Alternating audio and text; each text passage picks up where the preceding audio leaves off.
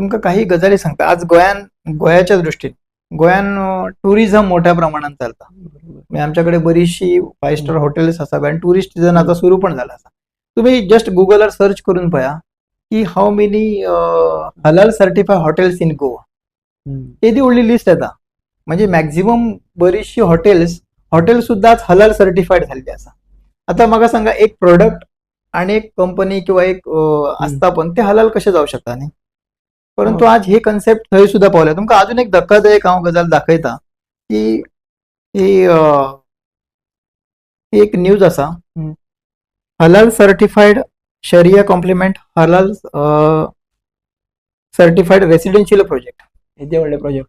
आता ही बिल्डिंग असा, याच्यात लोक रेसिडेन्शियल सगळे ह्या सोसायटी असा ती, तर ती पूर्ण आता ही हलाल सर्टिफाईड म्हणून हांगा केल्ली असा. आता म्हाका सांगा, एक बिल्डिंग हलाल सर्टिफाईड कशी जाऊ शकता. म्हणजे जी इस्लामची बेसिक कन्सेप्ट आहे ती स्लॉटरिंगा खातीर असा. पण आता बिल्डिंग सुद्धा हलाल सर्टिफाईड झाला. किंवा कॉस्मेटिक्स तर त्यातून काय आम्ही हे काय करणार, कॉस्मेटिक्स जस्ट हे करता, पण त्यातून सुद्धा आज ते लिपस्टिक आज हलाल सर्टिफाईड मिळता. तुम्ही जर अमेझॉन किंवा ह्या सगळ्या ऍपवर जर तुम्ही सर्च करून पहिले जाल्यार लिपस्टिक असा, काजळ असा, हे सुद्धा वस्तू आज हलाल सर्टिफाईड म्हणून प्रत्येक गजालीने हलाल सर्टिफाईड त्यांच्यानी सुरू केल्या असा. त्यामुळे मेन